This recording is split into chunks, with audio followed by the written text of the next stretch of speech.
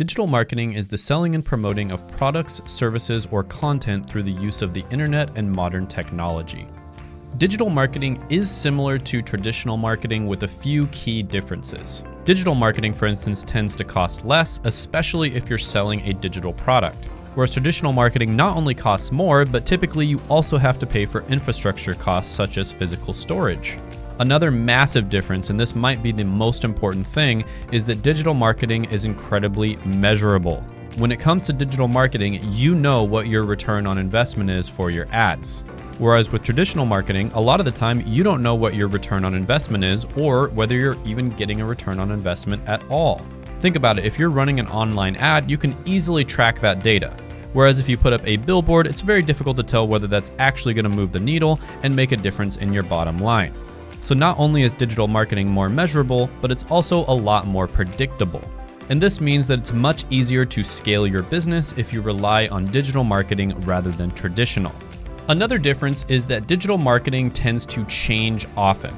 For instance, the way Facebook ads were run 5 years ago is completely different than the way they're run now. And so in order to stay up to date on the latest trends in digital marketing, you have to be actively practicing it. Whereas traditional marketing, for the most part, stays the same over time. Of course, there's always going to be little differences here and there, but for the most part, it's been pretty much the same for the last 50 to 100 years.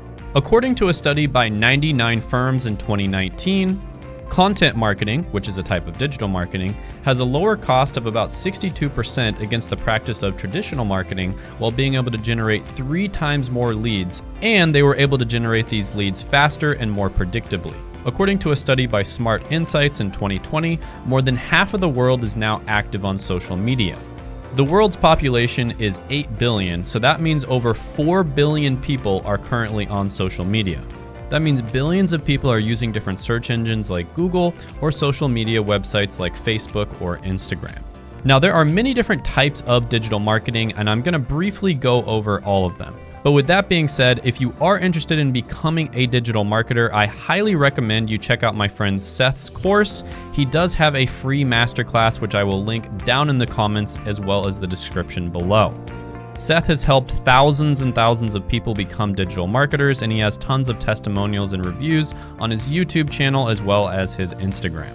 So definitely check that out if you want to learn more. But with that being said, the first type of digital marketing is going to be social media marketing. This is the use of social media platforms to interact with potential and existing clients. This type of digital marketing is powerful when a business finds a way to create a trend or to be viral through a public event or through the influence of famous people. This is also commonly referred to as content marketing. Although this is typically a slower way to get clients, it does help to build your brand, and it also establishes trust with the people who are following your account. The second type of digital marketing is search engine optimization.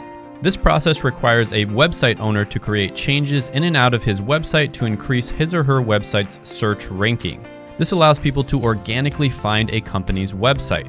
And there are websites such as nerdwallet.com that are valued at hundreds of millions of dollars just from the free traffic they get from people searching Google.